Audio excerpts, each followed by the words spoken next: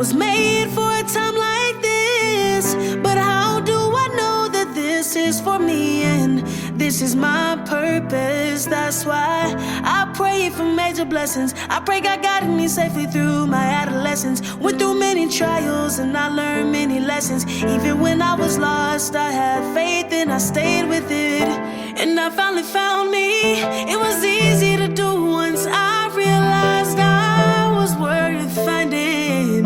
Now I can see that silver lining. Only time can tell if it all goes well. Hope I make a difference before I say farewell. They say you're the best when you're homegrown, and even better from the 850. What's going on, everybody? Welcome to another episode of From Boys to Men. I'm your host, Terry, Mr. King. I'm here with my co-host, Eddie Bunch. Eddie Bunch is in the building, y'all. And we got a special guest today, my boy from the gym, Mr. Terry. Come on, introduce yourself, Terry. Hey, what's going on, guys? My name is Terry, and it's really good to be on this show today. Really excited to be on here, actually. Show some couple of personal experiences and stuff like that, and get y'all motivated, get y'all out there and start doing things for yourself. Yes, sir. Hey, y'all know this guy, man. Look, I met this guy about a year ago in the gym, and over the time, just growing personally and muscularly and body, physically. Man, mentally too. Like the hard work this man put in the gym, y'all don't understand. For us, how much you weigh right now? Oh, I weigh right now I weigh 181. 181, bro. You started like 160, right? Yeah, 162. 162 about a year ago. But as much as a dude, like when I say he put in work in the gym, every day, like I don't want to do his workouts. I do not want to do his workouts, man. But like, hey, man, go ahead and tell a little bit about yourself, Mr. Terry. So I'm 26 years old, and I've been in the gym for a while.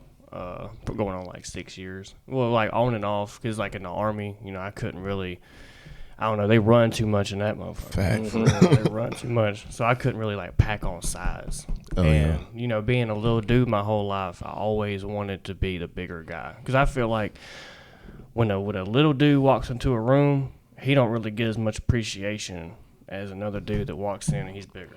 Fact. Like, I don't know. That's how I always feel about it. Little and big as in height, or just like Jack, yeah, like if it was like, and also like, if you're a little dude, you have something to say in a room, you ain't gonna get as much appreciation as like somebody that's bigger than you if they say something. So I don't know. That's just how I feel on it. So for me, it was always just I always wanted to be a big dude. I don't know why. Like, I just always wanted to pack on as much size as I physically can. And like for the past year, I've been grinding, trying to get my numbers up. And I swear to you, I'm going to be getting it. I'm telling you. Give me another 2 years, boy. I'm telling you. So where you from? I'm from, I'm from Florida. Oh, shit. Yeah, I'm actually from Florida, but I've been all over. I did 7 years in the Army, and then I got out of the Army, and I didn't really know what I wanted to do, to be honest with you. Thanks. So I got out, started my own business. I'm a pressure washer guy. So I pressure wash like commercial buildings and stuff like that. And I do the gym on the side, and I don't know. I would love to find a career where I would actually be able to. But, you got to pass that NASM and stuff like that. So I haven't really went to the courses and stuff. Thanks. But I will. So you want to be a personal trainer and have your business together? Yeah, something like that. I'm just tired of being broke, man. Feel you that, hey, It's tiring, man. that rat race that they got us running, man, it gets tiring. Mm-hmm. Hollywood Live, man. Talking about money can't fix all your problems. It solve a lot of mine. It solve a lot. Hey, Shit. because look, one of my mentors back when I was like doing network marketing, he told me this quote. They saying like, yeah, they say money's not important, but it's right there with oxygen. Right. You need it in order to do anything or survive in this world. That's right. So I was like, damn. Well, times have changed too, you know, because like back in the day, a man used to be able to leave the house and know he was bringing back enough money to support the kids and wife. Yeah. Now in this generation that we live in, both parents have to work to sustain that household. Unless you got like a job that, like you have to literally waste all the money that you get going to college, get your job just to pay that back off and break even just to support your family. Damn. Yeah, when you think about it like that, people don't break even until they probably in their 50s. But like you were saying, man, it's just a tiring cycle. Because even when you do get to that point where you pay off your debts and you got this good job, like being a doctor, a lawyer, or something, your job is so consuming that you don't have time for anything else in your life. Right. Whether that be like going to the gym or spending time with your family or investing in your hobbies. So it's like even if you're not financially drained, you still mentally and spiritually drained. Oh, facts. Because I'm not even going to flex. If I can't go to the gym, I would probably kill somebody right now. I'm being so, and look, people don't believe me when I say this. Like, look, the gym is a place where I can release, and I don't got no judgment no matter where else I go, because no matter where else I release, like my angers or my frustration, someone else going to judge me. That's right. And it's really like, if I try to come up to you and talk to you about like my problems and everything, for guys, most people don't care about us when we talk about our problems, unless they are psychiatrists or a counselor or whatever. Like, you think about your parents, your kids, your significant other, your sister, brothers. They don't really care. They was like, oh, man, you're a dude, get over it. And I was like, bro, that's bullshit, because I'm a human being just like y'all. I got emotions just like everybody. But like the gym, like I can release, I can calm down. I talk to myself in the gym. People think I'm crazy. I don't give a fuck, because look, I got a friend in me. and look, I know one thing. With God and me, we got ourselves through every day of my life. And it missed some down days, but like the gym and everything else in general, just like, bro, if I can't go in there, oh God, don't talk to me. I might slap you. Yeah, I get that way sometimes. I really do. Like, if I go like a week or two without going to the gym, I start getting bitchy. Yeah. Like, for real, I start getting irritated.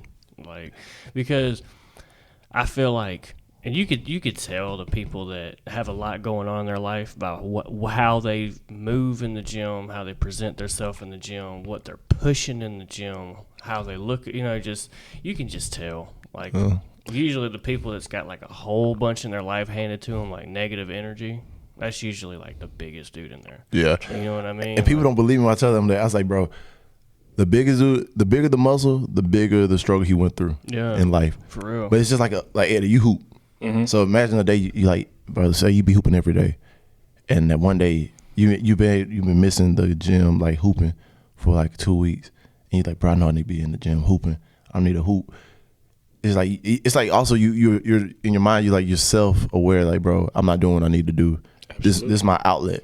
This is where I go to get my peace or out my frustration. Because you can talk shit on the court. You can talk shit, and you already know. Listen, and like legit, like going to hoop is my outlet. Like, I haven't been consistent with going to the gym and getting the weights up yet. But anytime I do go and I hoop, the most quiet dude out there is, he's the one who's going through the most, and he also going to be the killer. Exactly. It's like going out there and hooping, I ain't got to think about nothing else. I could just focus on basketball. So then it's like I'm playing 2K in real life or something. Right. But if I'm going through something, everybody on that court got to get cooked. Every single one. He's like, you next. Hey, come on. Especially because people think they funny and they want to start talking shit. Like, today's not my day. So I'm like, don't start. Break your ankles. Break your ankles. No, hey, I've been there a couple times before, but see, I don't got the skill set. Like, technically, I'm the best defensive player you can ever have on your team. I'm like the Tony Allen of Pensacola. You'd be a good defender. I'm the good defender, but like, since like my shoulder injuries and everything, I was like, bro, I don't really feel comfortable on offense. Hey, basketball can actually, like, it could be just as hard as weightlifting. Exactly. If not harder. Exactly. Honestly. I think every sport. Somebody that can always take that ball from you. Yeah, that's frustrating as shit. But look, I would be the person that's gonna lock you up. I was like, oh yeah, then I'm gonna talk shit low key silent. I was like, yeah, what that shit you was talking earlier? And look, I wouldn't even. He's like, well, you get the ball. I was like, no, I don't need to. That's what my teammate's for. It's a team sport. I'm gonna set a screen on your ass and guess what? Hey, I hate you type of defenders in the court, man. Because it's like, exactly. I be trying to break y'all ass off, and then y'all get a little too physical, and I'm like, man, all right, where the ref at? Exactly, because like, I'm also trying to tell people, like, bro, this is not the NBA. We're not getting paid, and you're not gonna pay my medical bill. So don't you foul me hard, because if you foul me hard, I'm coming after your ankles. What? Let you go up and hey, look, I'm the person like this. You show up and try to dunk on me, I'm gonna grab you and take out your legs. I won't drop you on the ground automatically, but if you keep trying to dunk on me, I'm like, bro, you ain't about to just embarrass me up in here. I'll punch you in your dick. I what? On anything. You try and dunk on me, bro? Nah. If I can't move out the way in time, both of us going down. Mm-hmm. You're not finna embarrass my ass like that. I'm like, hey, you get hurt. Oh well, you learned your lesson. Don't go up on me. But nah, like, all right, so the personal development that goes, like, think about that. All that stuff we do in like the gym, like hooping, lift weights, is our outlet. But like most people don't really, most guys don't understand. Like, bro, it doesn't have to be the same thing for everybody. It can just be anything. Like, bro, like I feel like most guys need a physical outlet to release their stress sometimes because the baggage that most men go something through. besides drugs and alcohol. Yeah, because I feel that's where our generation is. I think it's really going downhill. Like, it used to be real bad back in the day, you know, but now it's getting to where, like, even TikTok, Instagram, like, anyone that you look to, their recreational is 9 times out of 10 drugs. Yeah. You know, like, they don't choose a better outlet for themselves. Yeah. And that is true. That is true because, look, all right, back in the day, I ain't lying. If it wasn't weed or liquor, it was party and it was females. Females was just another drug to me, too, because I think I was a sex addict because if I couldn't, I was addicted to something at all times. Like, people say you can't be addicted to weed. I was like, bro, when it numbs your pain from everything else, like, bro, it's something I need every day. Like, I'm not really a big drinker because I had alcohol poisoning while I was going into the military. So, like, I don't really, a certain sense of alcohol, I can't do it. Yeah, if you use it to, like, numb a feeling or, like, you use it if you use it just for the feeling, it's addictive. Yeah, but like, people use it recreational. There's nothing wrong with that. But like me, I was like this. I smoked from the time I woke up to the time I went to sleep. And I wake up, I had a blunt on the side. I was like, back to sleep. Like, and like I was a zombie of my old self. And like and I think about like it's painful. Because you be like, man, I could do better than this. But you know, you're like, bro, this is the easiest thing because I don't want to feel no pain. Mm-hmm. And like, a lot of people look, I had a lot of friends that died from drunk driving. And, you know, and then low-key we forget how to express our emotions to the ones that we care about the most. But thank God for counseling and the gym, especially God, because he helped me find, find me a different way, man, because like there's always an alternative. Because like now I'm addicted to the gym. Right. People's like, oh, that's not a bad thing to be addicted to, but sometimes it can be because I get obsessed with the gym. Mm-hmm. I'm addicted to like talking to my counselor. I'm addicted to like different shit now. It's just like once you became an addict to something, to numb something, you gotta have the exact opposite reaction on the positive way. If you don't, you can, revert back. Yeah, addiction is just like, what your brain finds comfort in, basically. And when you overindulge in it, it becomes your new norm. That's a good way to put it. Yeah, whenever I went through something, man, weed was my number one option just because it's easy. I can be consistent with it, but it doesn't take much effort. Exactly. And the issue where it comes from is like, if I can be consistent with weed, why can't I be consistent with going to the gym, going to do some physical activity, or even just investing in a hobby, painting, writing, going to take a little jog, something so that I'm balancing out it a little bit more. But when you overindulge in just one thing, then you become too comfortable in it. That becomes your new norm. And then at that point, you don't want to shake it up because people don't like change inherently. Right. So why would I want to switch it up? And when it comes to drugs, especially, if it becomes your new norm to the point where you can barely even feel it anymore, that's when people start going to the next step to start feeling things. Finding something different. Yeah, I've been half a year clean now. I haven't touched nothing in half a year. And I will say that, like, I feel, like, a lot better since I stopped doing it.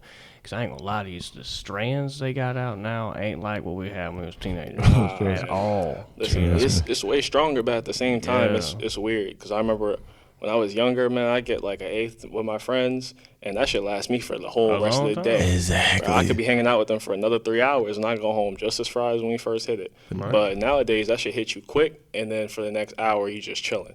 Then you gotta smoke again. Yeah. So I don't know if it's on purpose. I see what you're saying. Or To what, kind of boost but- up the productivity of it. Yeah, because Yeah. think about it, they starting to tax people for weed now. So it's like certain states and certain places they're legalizing it, so they got to make their money somehow, some way. It So takes longer to get out your system too. Exactly.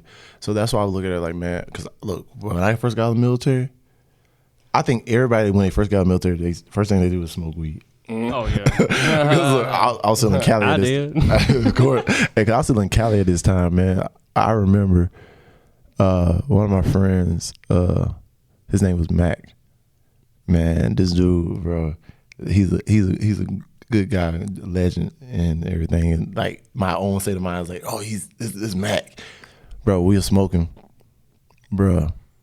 So we hit like 2-3 blunts. And then went to McDonald's, got something to eat, came back, smoked again. When I tell you I woke up, I was paralyzed. I couldn't move. Like people don't believe me when I tell y'all this. Like, bro, I was literally paralyzed. I was like this. I'm trying to get up from the couch to go use the bathroom. I can't. I'm shaking to move my neck. I'm rolling, trying to roll my body off. That's why they call it indica, bro. It'll What? leave you in the couch. Yeah. But oh God, I literally was. I was forearm. I was forearm crawling to the bathroom, and then by the time I got to the bathroom, I'm trying to pull myself up.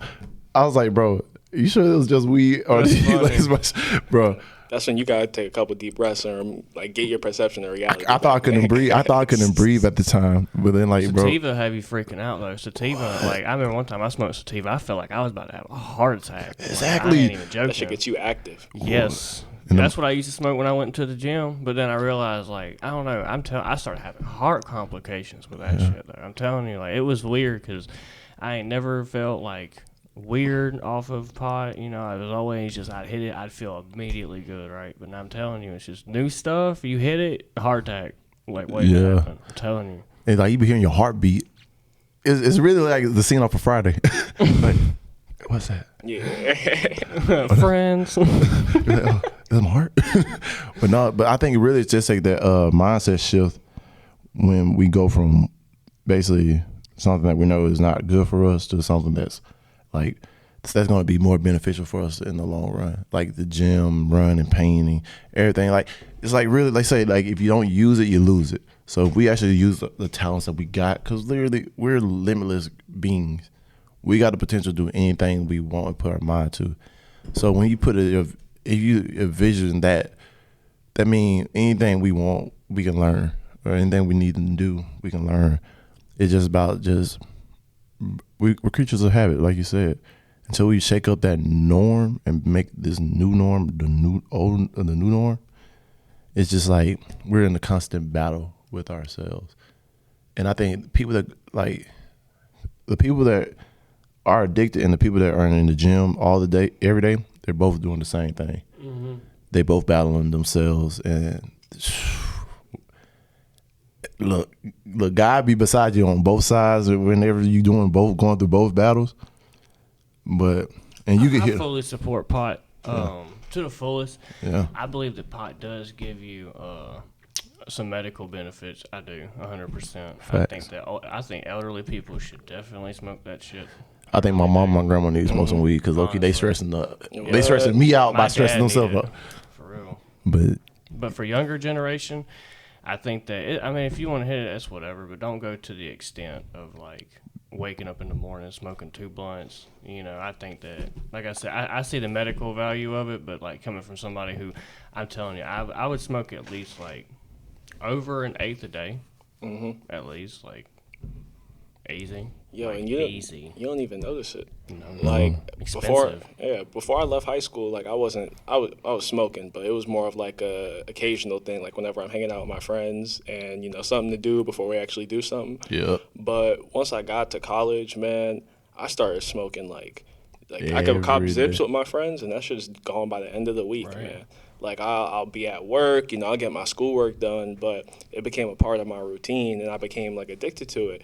And it wasn't until I recently started counseling that he challenged me. He was like, you've been addicted to it for a good 2-3 years now. Like, who are you when you're not high? Like, who are you when Yeah. you're sober? And, you know, I've been going through a rough patch, so I was forced to, like, give it up for a little bit. But during that time, I've learned that, like, mediation is key. Yeah. Like, I can still smoke and indulge in it, but not become obsessed with it and have to rely on it to feel normal and feel good Facts. about myself or what I'm doing. So, like, if you do want to smoke, you know, just make sure you're watching your levels. And like you said, like, sativa could kick your ass. What? So if Them you're gonna- hybrids too, man. What? Oh you on yeah, I your like a good hybrid. And they put you on your shit. I like a good So if hybrid. you're gonna do something, you need to be aware of it. Like, if I'm gonna go to the gym, I probably don't want to smoke beforehand. I'm gonna let my Right. body get like those natural chemicals, and then afterwards I could smoke, let myself calm down, and then find something else to do. Facts. Like, it's all about mediation. I used to smoke when I woke up, before I went to class, after I came from class, before I went to work. Shit, I used to smoke before I go to my plug. Now I smoke with my plug, leave, go straight to work. On my break, I'm smoking Okay, again. right. Bro, like, it's bad, man. And like, I used to use it just to like numb out my pain and all the stress that I had to go through. Yeah. And like, that's why I feel bad for a lot of people who are addicted to it, because I understand and I've been there. It's just like something And you it's rely not on. something easy to give up. You Yeah. know, I don't Nah. care what anybody says. Like they say, oh, it ain't as bad as pills. It ain't as bad as I.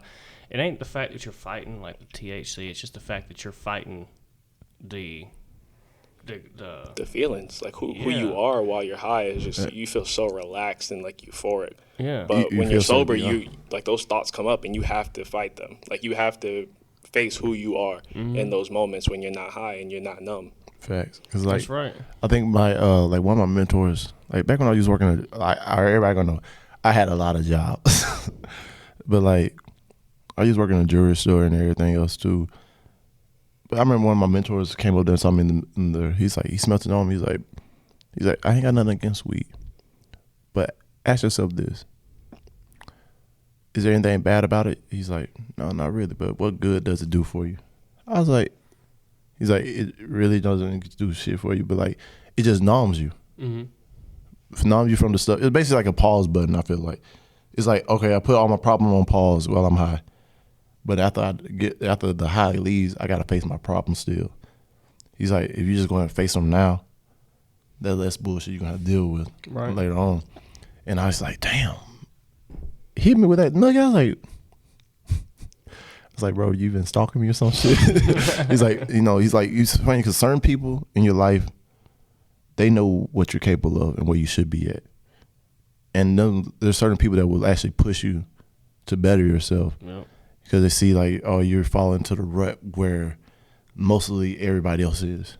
And you had these certain goals. You the one that told them your goals, like, hey man, this is what I'm planning on doing, and they hold you accountable. Like, those people are needed. Right, and They I just- think that's something lost in this generation Yeah. too. Everybody's so worried about their self. You know, they're not really worried about everyone else, but they're failing to realize that if you bless the people around you and set them up, It'll come right they back. will set you up. I Exactly. think that's really lacking in our generation. Fact. What you think, Eddie? Man, I feel like I said, like, you need people who give you good advice, but also I feel like those learning moments where, you know, you're put in a situation and it really forces you to think about it, those are also key for your growth. Exactly. Like, when I was still, like, just this past year, when I was still smoking all the time, you know, sometimes I would go out, or if it's family or I'm with my girl, you know, it's like, I need to go smoke before we do this. And they would look at me and they'd be like, you know, like, what's the issue? And I'd be like, oh, you know, like, my social battery ain't high, or, you know, like, I'm just not feeling it. Really, it's just, I don't feel like myself because I'm not high, or like I'm coming down from it. So I like to go recharge real quick before we go and do something else. And it's like, I feel like I got to the point where I couldn't even like enjoy the presence of people who I cared about if I wasn't high. Damn. Yeah, So that's true. like, I had to reevaluate. Initially, like, you know, if my family or my girl, they'd be like, oh, like, you know, you want to be around your friends more than me. And like, nah, it's not like that. I'm telling you, like, it's just the weed. Right. Like, Yeah. that feeling makes me feel like I could do anything in the world, but at the same time, I had become so addicted to it that, like, it was the only thing I knew. And now, like, I still smoke a little bit, but it's nowhere near the levels I used to. So it's like I'm able to tell myself, like, no, like, I'm good right now. Or, like, you know, I could go do something and not feel like I need to go smoke right beforehand. I don't think there's anything wrong with smoking a joint right after work. No. I still relax. Yeah, That's I don't like- think there's nothing wrong. You don't put in all that work. You put in all that work. You You deserve. dang right. You deserve to relax. Yeah, I mean, if you can let somebody get drunk, why can't somebody get high? Mm-hmm. You know, Much safer than drinking too. it is. It's a It double really is. standard. It's a double standard on that because Mhm. like people are like, oh, you high. You're a dope head. You're under the influence. You're a pothead. I was like, bro. But he's over there in the corner, like, can't even hold his head up. Exactly. Man, when you like used to the weed again, it's no. Yeah. I don't know. I could function perfectly. Like I could drive much better when I'm Oh, high yeah. than when I'm drunk. Might be a much little better. slower at the Man, pedal. yeah, man. man, all right. Have anyone else had this problem when they was high? Because like you said, driving wise, like you be feeling like you're speeding, and you look down at that shit, you like you actually doing the speed limit or some shit, or like you think you're doing the speed limit, but you going like slow as Yeah, shit. you going like 20 I'll be miles like, under? I'll be like, oh shit, hold up.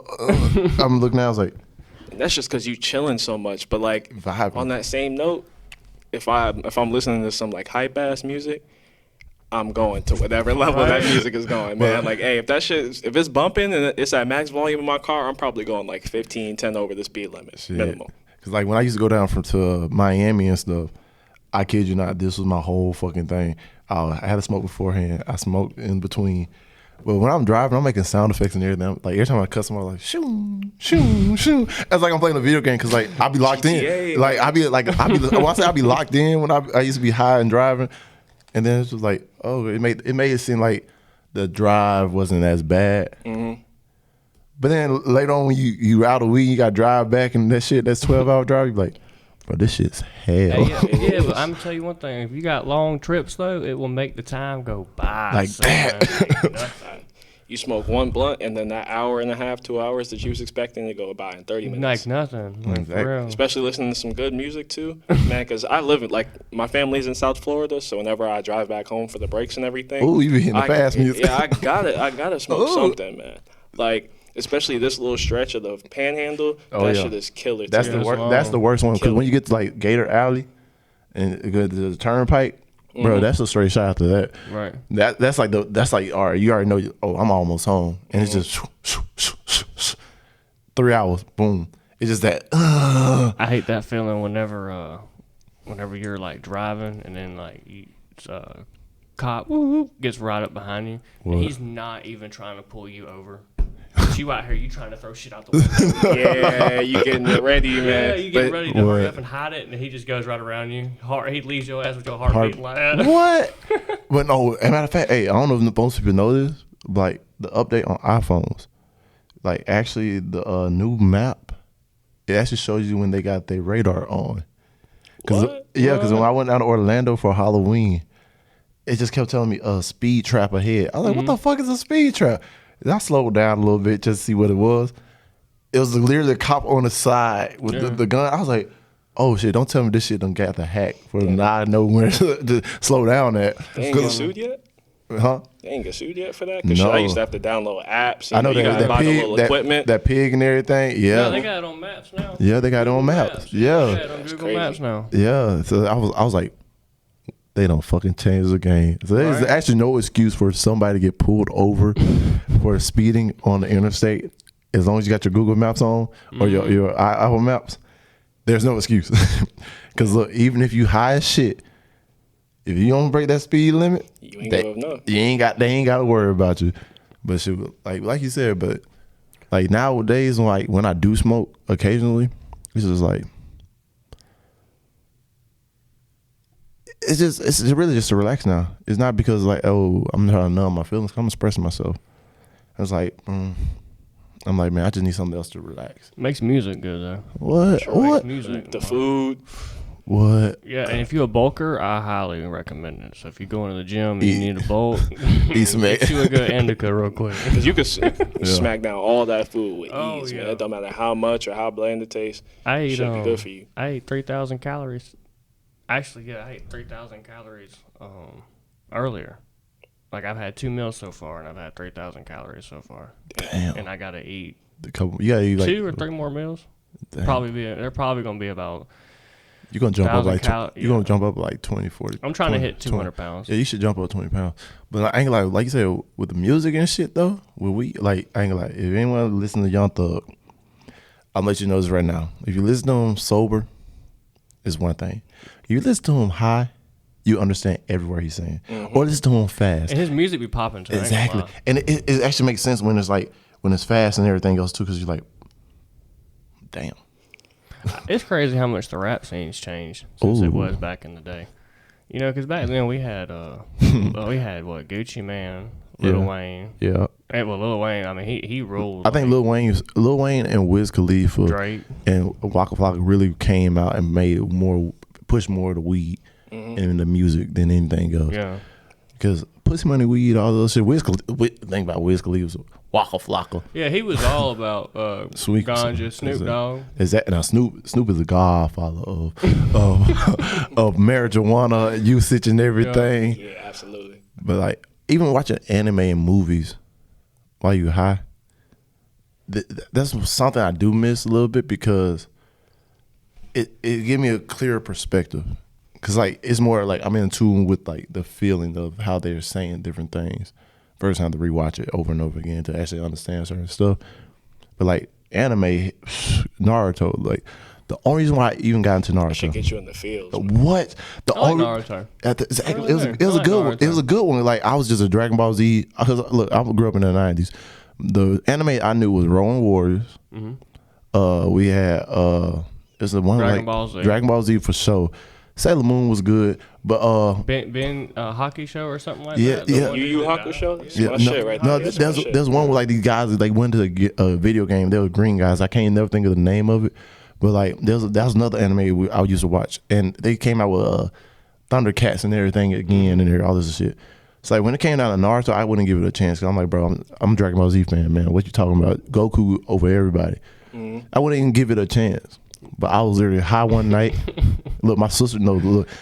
It was like over 10 years my sister tried to tell me about it. My homeboy, he was my roommate. He was trying to tell me about it, put me on. Like, I had blonde hair and everything before I actually watched Naruto. And then like by the time I actually watched Naruto, I was cutting off my blonde hair. And I was like, damn. Yeah, Naruto was a shit back I then. literally was watching it while I was high. And then the first 3 episodes got me in my feelings. I started crying. And I was like, damn. I was so good. I woke up thinking I could talk Japanese. Damn it, son. I was like, I understand what they say. Oh yeah, cause look, it's like all the dub was gone. So I woke up, I heard Japanese talking. I was like, oh, he talking this, that. I went and called my sister. Literally, I was like, I can speak Japanese. Right. She's like, what the fuck are you talking about? See, I feel like that's a byproduct of like therapy as well. Like being able to feel your emotions instead of trying to numb them out. Like weed just makes your experience so much better. And that's why I like it in mediation now, and I'm also trying to like re-add it back into my routine. Because like instead of just numbing everything that I'm feeling out so that I don't have to deal with it, I feel all my emotions, and then the weed, like it just boosts whatever experience I'm having rather than completely like blocking me from it. Yeah. Now, my brother, he smokes weed every single day. I mean, every single day. And he is one, I will tell you one thing. You ain't never going to see angry pothead. Nah, Ever. You will never see it. Now, you may see him bitchy when he gets off of it. I'm like, oh, he's coming down from his high. when he dry. Yeah. Yeah, whenever you may see him a little bitchy, but as far as like when he's on it, now I've seen angry alcoholics. Oh yeah. Yeah. I still feel Angry bad because alcoholics. that's Never all. seen no angry pothead. That's why I don't like drinking like that for real because it get me out of my character. Gets me sick. What? Because I knocked out this dude in Seville one time, and I thought he almost died. No, I'm being so serious. Y'all think it's, look, this back when I still had blonde hair too, so like, y'all understand, I still got like a sore thumb. I'm a 6'4" black guy with blonde hair, and I had one of them, I had a fanny pack before like fanny packs really started popping. It was like a metallic color, so it was really shiny. But the dude waits drink on me and my homeboy, so I go upstairs like, bro, what's up? What's the problem and everything? This, that, and the third. He's like, bro, nothing. But he was with somebody I knew. So I was like, all right, yeah, bet, let's slide. So I literally had 2 homeboys go the other way so he cut off so he couldn't go nowhere. Then he kept talking shit. And low-key, I'm drunk. I was sipping on gin. I was sipping on a little bit of everything. Look, I had white, brown, all different things. And I was still behind him. I was like, bro, I tried to let you go. I tried. So next thing you know, funny. look, I was like, I'm sitting there right behind him. He turned around and said, night. And I was like, and I hit him with the side 2 of my fingers. So I ain't hit him with like fully flush. I'm so glad I didn't. As soon as I hit him, I saw him falling to the ground. And I was like, oh, shit. And I run downstairs. I was like, got my homeboy said, bro, we got to go. He said, what you mean? I said, I think I killed him. He said, kill who? I was like, bro, you got to go. Like, literally, as soon as, he's like, bro, what you talking about? I said, bro, I just snatched him. Because he's talking to some females. Look, he the one that got the drink wasted on him. So I was like, bro, we going over there because he wasted drink on you. And you ain't even up here. And you over there talking to some females that we already had bad a couple months ago. Bitch, come your ass on. Oh, you gonna get left. So look, got to the car. I was literally walking out Seville. Here come the cops and the ambulance going upstairs. I went to the car. I was like, fuck, I can't go back in Seville. I gotta let it cool down. Fuck that shit. Literally found out the next week this dude was passed out for over 10 minutes. He was passed out for 10 minutes? They was like, he peed and he shit on himself. They say they used to use the smell salt and everything. They put his finger in his chest and all that shit. He wouldn't wake up. And I was like, bro, I seen him sitting outside afterwards and like literally nothing but blood pouring. And like he was with his girlfriend too. So I felt bad for the dude. Cause I was like, bro, that wasn't me. I'm not a fighter. I don't like fighting. And then I was just like, the liquor courage. That liquid courage. To get you Right. out, What? You know how like sailors and shit used to call liquor spirits? Oh yeah. Bro, I swear that should do something different to you. Because like even last night, man, we went out to the bar and like that's why I hate those tight spaces. Because even if I try and let people slide, like then they just start pushing it. And now you like, all right. So at this point, you either trying me or Exactly. somebody needs to move. Right. And when you get that annoyed with that liquor in you, that's when you're ready to do anything. Like you just act first and then you think later, like, oh damn, like maybe I shouldn't have did that. Yeah. Facts. That's facts. Cause dude in red jacket. All I gotta kept say, hearing that. Hey, the dude in the red jacket almost got his ass whooped last night. I kid you not. If he would have bumped into me one more time, Right. And it's worse because like people don't even be saying excuse me. Like if I bump into somebody on accident, I'd be like, oh, like my bad. You know, like we just in that tight space. Yeah. But people will bump into me, step on my damn shoes, it is the just same start person pushing around. Same person over and over again. He doing that shit on purpose. That's what I I'm had to check saying. my pockets. I was like, bro, you trying to pickpocket me or some shit, motherfucker? I ain't with that shit. I was That's like, so funny. I stab you, my kid. See, I didn't. Cause I grew up in the Army, so like from the age of 18, like I went straight out. So like I've only been out of the Army for like 2 years, so I didn't really get to like go out and party and do all it. Plus I was married at the time, so you know how that goes. You can't go to a bar whenever you're married. It's frowned upon. So I was like, but we had military balls and stuff like that. And I'm telling you one thing, them soldiers are ignorant whenever they get drunk. Facts. Bro, the less of it you telling have, you. the wilder you act once you get some in you. Bro, you seen that video with the people at the Christmas party? It was Navy people. It was in Hawaii. Like they funny. got drunk and like they start fighting the people in their own command and Yeah, everything. it's funny. I'm telling you. That happened when I was out there, and low key, that's what my shit. Oh, yeah. I was like, bro, y'all making. I'm like, You bro, have Alpha Company out here fighting Bravo Company. Exactly. We all on the same team. It's great though, because like afterwards, everybody done got their ass kicked. We're all hugging. Everyone I is. love you, man. I love you, bro. I'm sorry, bro. I'm sorry. I didn't mean to do it. That's You the only freaking family I got. That was great. Hey, so let me ask you something though. It's like with all these other things in life, like especially drugs and alcohol, being consistent is easy. But one thing I've always struggled with growing up was staying consistent in the gym. 'Cause like you, I was a skinny kid for almost my whole life. So once I hit like middle school, I was like, I don't really want to be this skinny no more. Like I want to put on some weight. Even when I tried, I wouldn't get no results. So then I just get tired of it. And if I go to the gym and my goal isn't even to put on weight, it's just to get in there and be active. One day I just can't do it or something come up, I won't be there for another month or two. Right. So how do y'all stay consistent with it? And what's your thought process? What do you do or what do you say to yourself to make sure that you get up and go? All right, you want to go first or you want me to go first? It don't matter.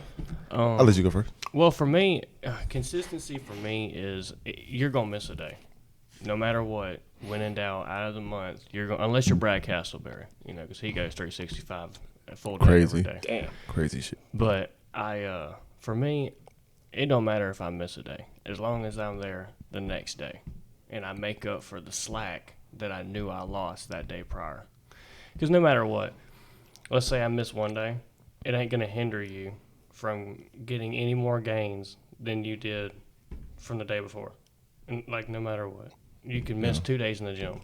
It's not gonna hinder you from getting any more gains that month. One day is not gonna, it ain't gonna hurt you. But it's really just, you just really got to find, it's here. It's that drive. Yep. You just really you just really gotta want it. You know, like it's the difference between, do you want to stay healthy? Do you want to be a legend? You know, there's like, how bad do you want it? If you only want to be healthy, you don't got to be every day. You don't at all. You want to be a legend and be something great, you got to really work as hard as you can for it. That's how I feel about it. See, it all changed with me. Like, I think because playing sports in high school, like, you required you to work out and like lift weights, so it came normal to me. But I was skinny as shit still until like 2012. I gained some weight because of the military, but then I lost it because I started playing basketball again. Like, really doing all the cardio, it just sort of shredded me because like I stopped going to the gym. I was like, bro, I'm just gonna hoop. I ain't gonna do this, that, third. But it really comes with, like you said, it's a mind shift. It's like a switch. You gotta shift in your mind, just flip your paradigm. But one of my friends sent me a video called of Eric Thomas, How Bad Do You Want It? And that's what opened up the whole motivational speaking and everything to me, because I was like, bro, this is like how people want to express themselves. They like keep me drive, get me motivated, got me pumping, it got me going in, dedicating my time and time. And like, Rome wasn't built in a day, and neither would anybody's body be built in a day. And it's funny because like sometimes you would be like, you can go 3 months straight and don't see no results, right? But look, if you went that next day, right, and kept going, you realize you just jumped up like 20, 30 pounds. Right. That's why sometimes you got to take the photos, the monthly photos and the weekly photos, because your eyes is not going to be able to adjust to how you look at yourself in the mirror automatically. So if you take those photos, that will actually help you a little bit too. And really, it's just a dedication, because it's consistency. It's consistency. Yeah, it's consistency. Like, you're gonna have to miss. You're gonna miss some days, because there's gonna be some days in your schedule just ain't gonna fit in. But really, once you make it a lifestyle choice, because it's really just a lifestyle nowadays, it's just like priorities and prioritizing stuff. Because everybody got 24 hours in a day. It's just how you choose to use them. You can get up earlier and go to the gym, or you can go late as night. That's why I go to a 24-hour gym, because that way, no matter how my schedule may have fluctuated, You can still go. I can still get in before the shit closed. But funny thing about it, you know that high you get in that feeling you get when you smoking weed for the first time, like, damn. I get that same rush now from lifting weights. You can get high from it. I get high, like, I'll be in there, but like, yo, yeah. Because I know I'm doing something closer towards my goal. I was like, bro, the world's going to beat you down regardless. So I might as well strengthen myself up and beat my ass before they beat me. Because like now I'm like, I got calluses. Really, once you build them calluses on your hands and your mind, it's a wrap. No matter what nobody say, it's like, oh, yo, I got an hour. This is my hour for me, and I'm in the gym. I'm like, look, I just now recently got back up to 200 pounds. I used to weigh 155 pounds before I went to the military. That's where I'm at right now, man. Bro, and really, you don't tell you the secret and the cheat code to that shit? Because I think everybody in the military kind of learned this shit. And people, you know, they had to make you drink all that water. All the time, you always had to keep your water bottle filled and everything. The amount of water you drink is big on how you grow your body. And not only that, how you eat. Because, like, we had a certain amount of time to eat. But I ain't gonna lie, I snuck some peanut butter, some bananas, and some cookies back all the time. Peanut butter, good. All the, like, eating a real healthy meal and like have your diet set up right, bro, it'll be like that. But really, when you start drinking a lot of water, it's like your muscles actually get hydrated enough as it's supposed to actually be to actually grow. So it's just like you gotta water your body just like you water a plant. Yeah, and you don't really need as many calories as a lot of people say. Yeah, like an average person, male, needs 2,800 calories. Yeah. So that's just to maintain your body weight. But most people don't even eat that a day. Yeah. So you gotta look how many calories you eat a day. And it comes down to like, bro, all right, you look at what you ate this week and calculate your calories for a whole week. See every day what you ate. Say, okay, this is what I ate. Now let me add a little bit of something. Just do gradually adds, bro. All of us in here were skinny guys at one point. I'm still skinny. True. Me too. Like, I may have some male boobs right now, but but look, if I show you a picture of me at least 3 to 4 years ago, back when I was still smoking all day, bro, this chest was not here. Like, as quick as you can gain it, the quicker you can lose it.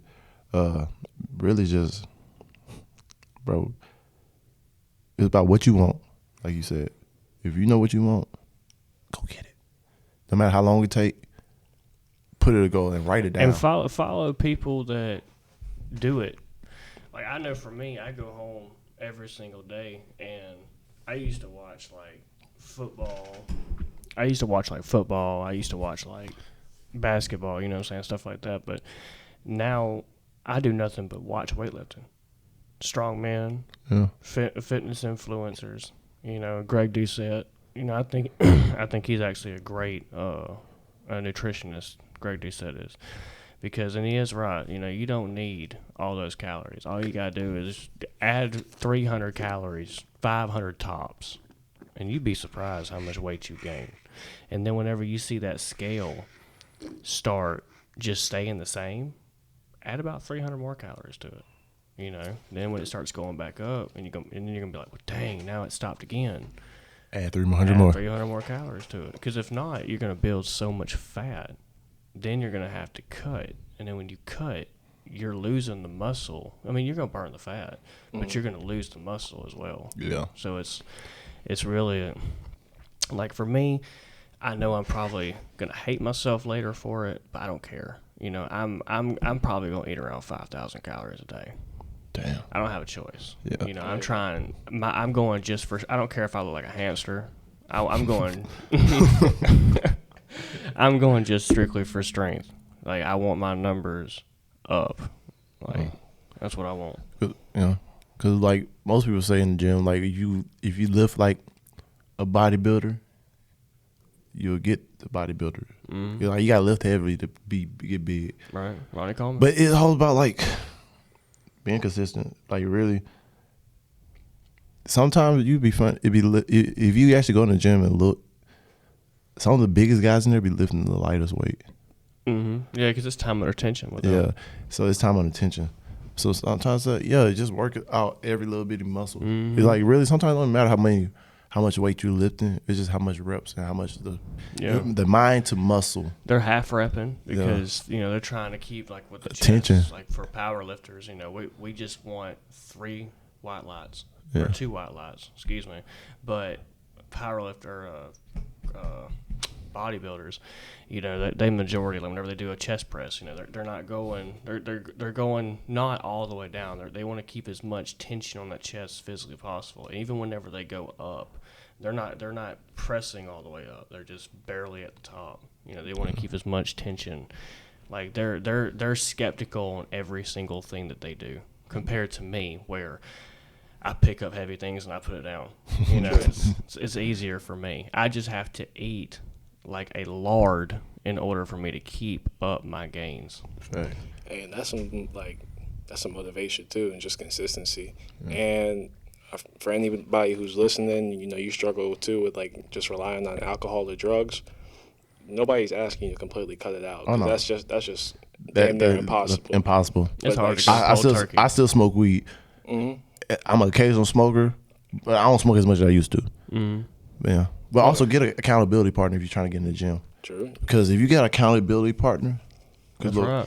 one person, like, that's, you know, like, Ray, man, he gonna keep me serious, he gonna keep me focused, he gonna like hold me to whatever I say I'm trying to do. Mm-hmm. That's the person gonna get on your ass when you don't show up. And the good thing about that too, you get to go on their ass too when they don't show up and do what they supposed to do. And once you start doing that, you be like, bro, I don't went from being the underdog to like, hey, I'm the protege now. Right. So it's kind of, when I say it's kind of cool. And plus, I like that feeling whenever you're lifting weights that no one else in the gym's like thinking about even picking up. Exactly. Like, I love that feeling. Like, I mean, my weights aren't like, it's a dick measuring contest in the gym, y'all. Yeah, it's a dick measuring contest, y'all. It always, dude. It's always the biggest dudes in there too. I swear to you. They be like, what the fuck this little dude doing with all that weight on there? Yeah. To be honest, I'm on my machines. I'm trying to just You trying to bolt, and that is I'm a difference hey, too, yeah. Because hey, he's bodybuilding, so majority of his stuff, he ain't messing with the bar. He's messing with dumbbells. He's messing with machines, cables. Ooh, That's damn. all he's messing with. Look at this chest This pop boy on. flexing on the live. Hey, Hey, we including that in the Sometimes you blooper got somewhere, bro. That's funny. bro. Like, I love the personal growth I got with coming in the gym, and I love the personal growth I got from like therapy and everything too. But the real thing that's going to help anybody is their mindset, and the only way you can strengthen your mind, you got to start reading books. I hate reading still, but I force myself to. But you know what? I gotta start looking at it in this way, the positive way. Bro, I get to read a book today. So like now, how I trick myself, like to my son, I'm still reading the 48 Laws of Power. Mm-hmm. I'm like, hey, let me read you this book today. So I get to read to him because I'm trying to tell him he want to be a superstar. He's like, bro, he says he's gonna be like Nick Cannon and Steve Harvey. Like when the mask can come on, he got this whole thing. He already put a blanket around there. He think he got a mask on. He's like, ooh, oh, ooh. So I was like, bro, you want to be I'm trying to teach him ahead of time because like, hey, if you want to be a superstar, you got to be able to read. You got to be a good reader. You got to be able to, you can read them prompts all the time. You got to be able to have a strong mindset. You got to understand different things. So I'm reading to him to actually, I'm strengthening myself by actually trying to teach him. And sometimes that's the best thing to do. When you try to get something, teach somebody else how to do it. If you try to teach somebody how to do it, you automatically like become second nature to you.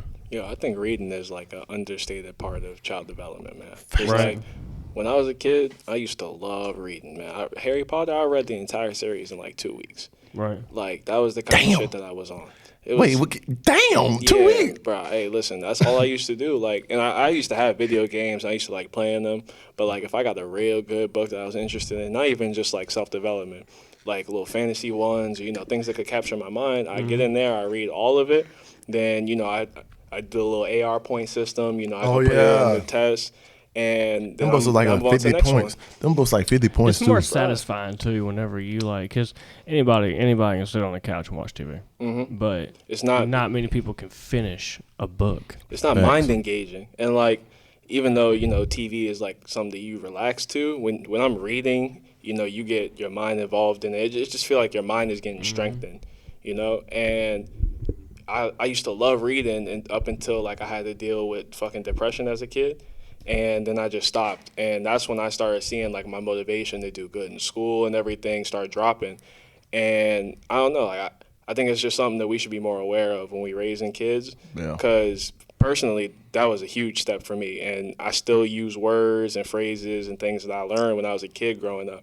People always be like, oh, like you sound like way smarter than your age. It's just the books, man. It's just the books. It's just the books. It's just the books. Because man. I think when Grand Theft Auto came out, and like really a lot of you can look at this, a lot of these video games sort of they made it so attractive to distract everybody else from doing what they're supposed to do. And I feel like the personal development from some of these video games is the reason why we got the society that we're in today too. Because we ain't got as many readers like we should have. Because like think about it, Grand Theft Auto 3 was the shit. Yeah. Hey, when Grand Theft Auto 3 came out, bro, this is my first game I ever San seen. Andreas. What? Picking up a hooker in the car. And this is at the time before I even knew what sex was. That's funny. My cousin showed me a chick. I was like, hey, bro, all you gotta do is just, cuz he's like, put your car right here. I was like, why? You see the girls just walk up, and you hear the noise and everything. I'm like, my eyes light up like a kid. Like, oh shit, this is just like porn. But then, bro, look, like the game systems these days and the games that certain kids are like exposed to at a certain age, where they shouldn't have been exposed to. I feel like that sort of trickled down into the development because you see what happens now. Like everybody think life is Grand Theft Auto. If you look at like the social medias and everything else too, it's like this: getting money, fucking hoes, fast cars, speeding, and robbing and doing stupid shit. Like, the rappers got a lot to contribute to that as well. Like you was talking about how Lil Wayne kind of pushed that a long time ago, and then like all of them really did. Yeah. And it's getting to where even the country music now is not country music at all. Rock is not even rock anymore. It's all about every music industry now is about sex, drugs, and That's it. weed, and like sex, drugs, and like it's just a whole bunch of shit. Like, See, and I want to touch on escapism because I feel like that's what most people are doing when they rely on those drugs, those alcohol, and also watching TV, playing video games. It's just you're trying to escape from your stress. yeah, So like that's understandable because we all human, but you gotta do something healthier than that. If you want to go escape from your reality for a little bit, go outside, take a walk. If you don't want to do that, meditate, read. Find something productive, write, listen to some music. Something that it still has your mind engaging, but it's not necessarily like debilitating. Like you're not doing anything else, and it's just mindless activity. Right. damn, that's true. So that's a really good idea. That's actually a good way to quit too. Yeah, because like when I Don't do struggle with something with depression, it. Because usually 9 times out of 10 when you smoke and you do something, it makes that activity 9 times more fun. But if you completely take out any other areas of that and it's just you alone smoking, well, yeah, you just sitting there. you're just sitting there. And it doesn't improve like at all. Not at all. No. And I used to love playing video games just because like, and this is after me reading all these like fantasy kind of books and everything. So like it just translated. I go and I play Grand Theft Auto. I don't have to worry about none of my own problems. This is about Nico Bellic now. Yeah. So I could go and do whatever I wanted in that world and have no worries, and also not have to worry about what I got going on. Thanks. Then as these games just get bigger and better and more connecting, you could just delve into it for hours, not having to worry about anything. And even if you don't play video games anymore, people try to find an alternative to what they were doing back then. Something that they could just mindlessly participate in for hours, not have to worry about their own problems or anything, and then come back to their reality whenever they feel like it. Because like look at Grand Theft Auto now, and like even like 2K and everything else too. They online parks, how you personalize everything. Like, bro, this is not really you, but you can go out there and like. It's hyper real. It's hyper real, like you said, like the real estate, the internet real estate. Basically, it's like you're making your own avatar, and like that's you, and that's your world when you're escaping your own world. Like think about it. If I knew people were gonna pay me to play video games back in the day, I would never gave up my video games. Right. I was like, shit. The way people say, bro, video games gonna be a waste of time. Nowadays, like they got more encouraging more kids to actually stop reading, more play more video games and everything too. Like me, when I escape, I go to the movies. Right. Because like I have aspirations to be an actor. I have aspirations to do little different things and everything. So I was like, yeah, man, one day I'm gonna be up there with Will Smith and Denzel, and like fuck all y'all, I'm gonna be bigger than everybody. But like when I watch a movie, people understand I go to the movies by myself majority of the time. I go to the movies like during the daytime, and I'll sit there and watch the movie, and I'll just be like, there's nothing else going on. It's just like I turn off my phone. It's just me and whichever reality that I'm watching right now, and I put myself like, bro, yeah, I be doing that shit too. Yeah.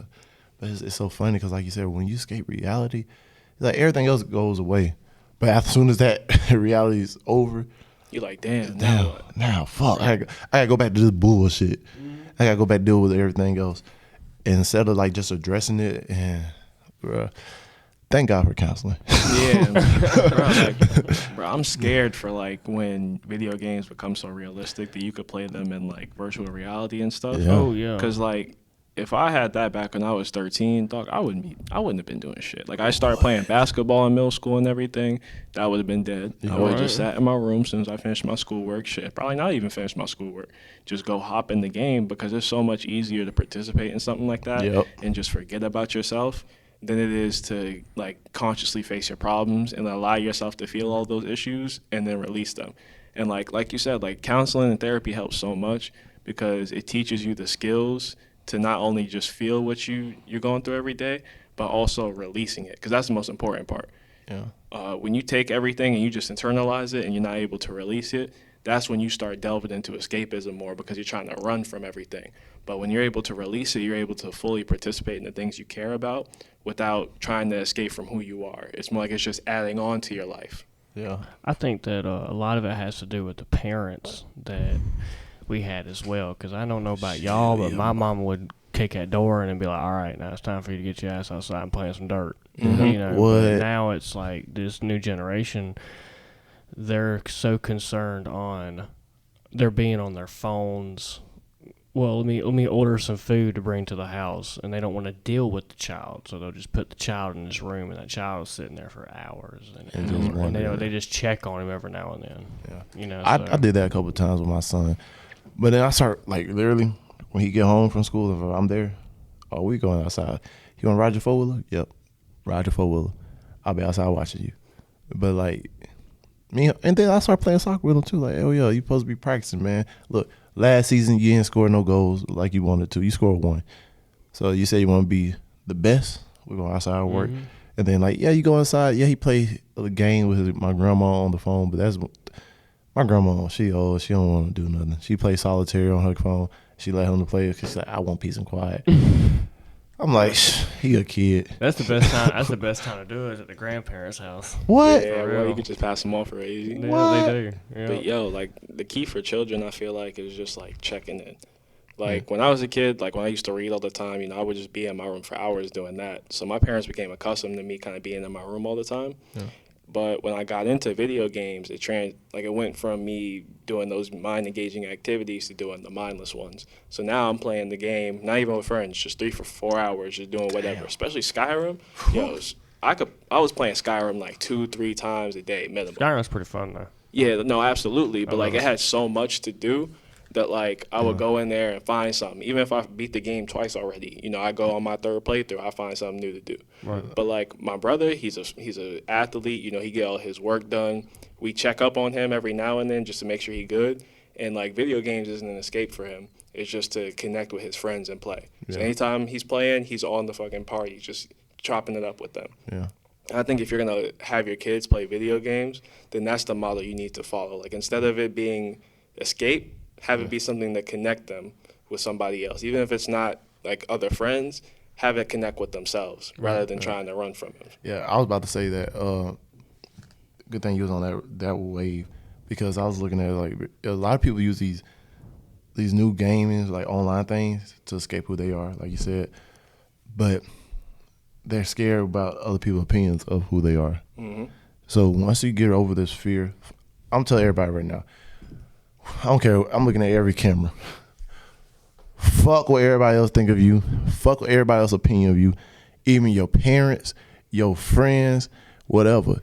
What you think of yourself is all that matter. Fuck everybody else's opinion because everybody's opinion doesn't matter.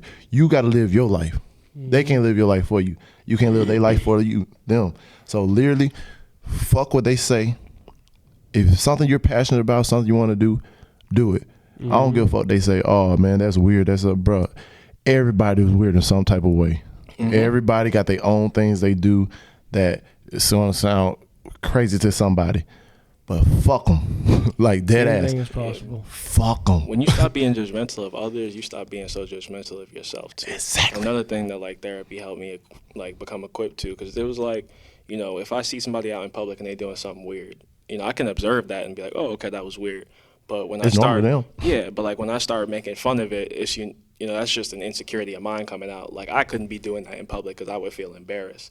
And it's like also, you can have friends that you surround yourself in love, right? Yeah. But if those friends are making you feel insecure about who you are, those not really your friends. Yep. By the time Find you're different 50 and you got a family, how many people from your like mid 20s are you really gonna know? How many of them are you gonna be in constant communication with? And how many of them do you even care about their opinions at that point? Because you got your own life set up, and now you're worrying about your kids. Facts. Like we become so entrenched with how others view us that like we stop remembering that it's all about our lives. Yeah. Like you are the main character in your own life, and even if somebody doesn't like you, they Fuck don't have to be in your life. And that's one thing I do struggle with is I don't know why. I guess it's anxiety coming out, but it's like I always like you ever been in the gym with your headphones on? Yeah. And you just know that some bitch in the corner is looking at you talking shit. Yeah. Like, oh, I can't stand But that. think about it, I It's one started of my pet peeves. Yeah, and I started thinking that too. But then I started thinking, I was like, man, you know what? They probably ain't even talking to me. I know. So it's like really we gotta get ourselves out of our own mind Every time. and just allow life to just happen and just be in the present.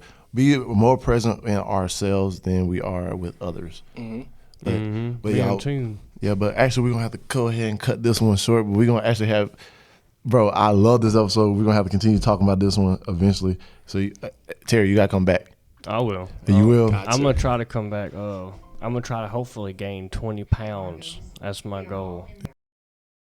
All right, what was you saying? But yeah, I'm going to try. Hopefully, I'm going to try to get my numbers up. Right now, my deadlift is at 540 or 556. My bench press is low. It's like 275. And That's more than me. Squat is I'm about to hit 405. So I really, I'm telling you, and I only weigh, well at that time I only weighed 175. So I'm thinking like when I hit 200, I'll have a little bit more with the good, yeah. to be able to push some heavier weights. So that's my goal. I'm gonna shoot for it. So hopefully when I come back, I'll be able to fill this camera up. All right. So Eddie, what's one of your goals you're gonna have before Terry get back? Man, right now, especially coming into the new year, I'm just trying to establish like a routine that works for me. Like being able to wake up at a certain time, eat right, go work out, and then enjoy my life. And by the end of the day, I'm satisfied with what I did every single day. I ain't gotta sit there and think like, man, I should have did this, or I wish I did that. And that even like accounts in the social anxiety, man, because I understand, being in a situation, you feel like other people are making fun of you. But, I just try and draw that back, like, they could be making fun of me, but that ain't got nothing to do with me. That's just them projecting whatever insecurities or fears that they may have onto me. So if they want to talk about me, that's cool and fine, but I'm still doing good over here. Right. If you want to be like all jealous and, toxic over there, you can stay in that energy. Facts. So just trying to keep that mindset and that routine every single day. Fact. How about you? Damn. You gonna pack on size, strength? Well, hopefully, yeah. I say by next time he get back, You need to do a show. You really do. I don't know, man. You need to try to do a show. I'll try. I'm gonna make that one of my goals. But I actually, recently just wrote a goal list out for me and my son. So I'm gonna work on that. I said I want this to be #1 podcast. That's right. Clothing line to be successful when it re-releases. I said be the best dad, talk to my kids every day and everything. But also hold my son and everybody else accountable, for what they say they want to do. Mm-hmm. Like my son said he wanted to be a superstar and he wanted to get 80 AR points. Mm-hmm. So we're trying to hit that goal right now. He has 69. Right. But we're going to hit that one probably before he can get out of school. So he got like a week to read a lot of books. Okay. But I tried to tell him, get that Harry Potter book real quick and read it. Hey, man. But he's in first grade. But I told him don't let no book, don't let no limitations on other people press on you. But my real goals is really just, better my best every day. So next time y'all come on, I would be the better version of myself than I was today. That's right. Yes, sir.